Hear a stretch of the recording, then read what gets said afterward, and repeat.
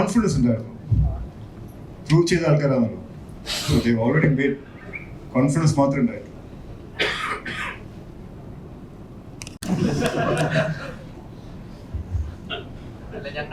എന്ത് ചോദ്യമാണ്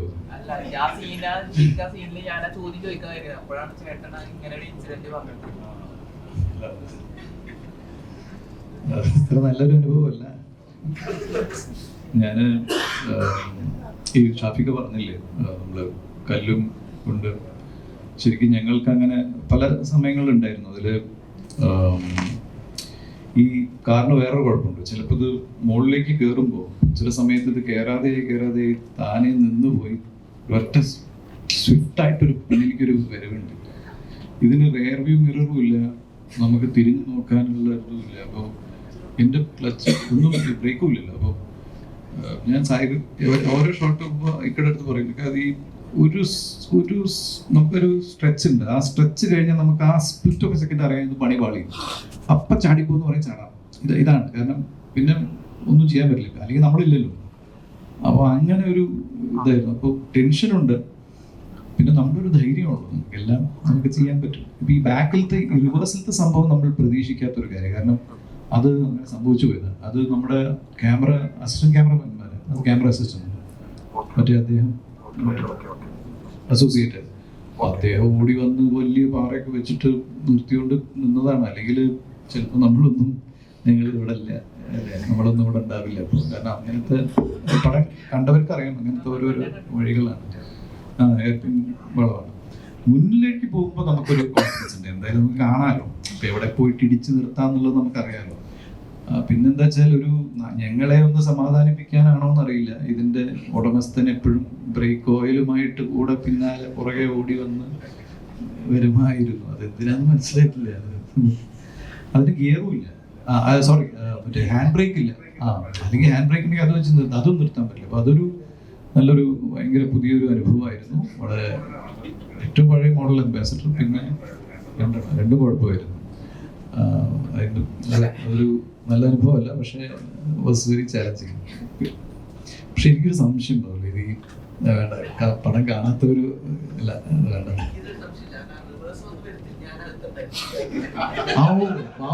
പാവല് പക്ഷെ അറിഞ്ഞില്ല, അത് നിർത്തിയപ്പോഴേ പറഞ്ഞിട്ടുണ്ടാവും അല്ലേ. നമ്മുടെ കയ്യിലല്ലല്ലോ. ഇത് റിയാലിറ്റിക്ക് വേണ്ടി ചെയ്തത്, റിയലിസ്റ്റിക് ആക്കാൻ ചെയ്യുന്നതാണോ?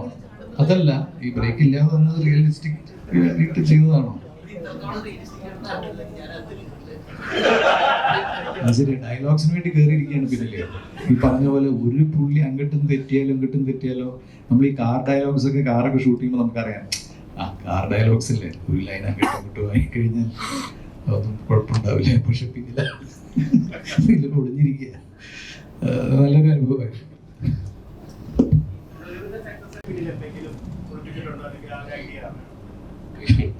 പേര് കിട്ടിയിട്ടില്ല സത്യം പറഞ്ഞാൽ. ടൈറ്റിൽ റെവല്യൂഷന്റെ ടൈം വരെ പേര് ഒന്നും കിട്ടാതെ കുറേ ഞങ്ങള് എന്ത് പേര് കൊടുക്കുന്നുള്ള ഭയങ്കര കൺഫ്യൂഷനിലായിരുന്നു. ലാസ്റ്റാണ് ഓക്കെ, നമുക്ക് പേടി എന്ന് പറഞ്ഞാൽ ഇംഗ്ലീഷ് നെയിം വന്നു കഴിഞ്ഞാൽ എങ്ങനെ പ്രേക്ഷകനെ എടുക്കും എന്നുള്ള ഒരു കൺഫ്യൂഷൻ സ്റ്റേജ് ഉണ്ടായിരുന്നു.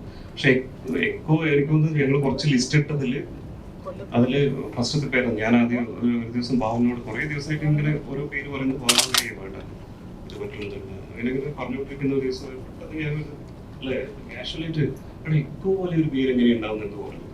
അപ്പോൾ അവരൊരു എക്കോ പറ്റുമല്ലോ, നമ്മളെ കുറച്ച് റിലേറ്റഡ് ആയിട്ടുള്ള കുറച്ച് കാര്യങ്ങളെല്ലാം നോക്കുമ്പോൾ എക്കോ ഓക്കെയാണ്.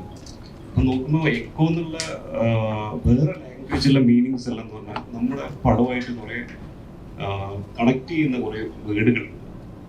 അപ്പോൾ നോക്കുമ്പോൾ ഓക്കെ എക്കോ എന്ന് പറഞ്ഞാൽ അതിന് കുറച്ചും കൂടി ഒരു പ്രൊണൗൺസിയേഷൻ ഈ കെ എന്ന് ഇട്ടാൽ കുറച്ചും കൂടി അതിനൊരു ക്യാരക്ടർ ഉണ്ട് എന്നുള്ളത് തോന്നി. എന്നാ അങ്ങനെ പിടിക്കാം അതുകൊണ്ട് ഇവിടെ കണ്ടെന്ന് തുടങ്ങി.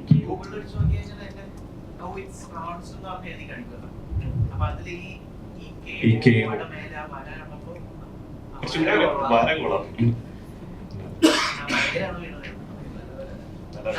അത് തലമുറയായിട്ട് പറയുന്നത്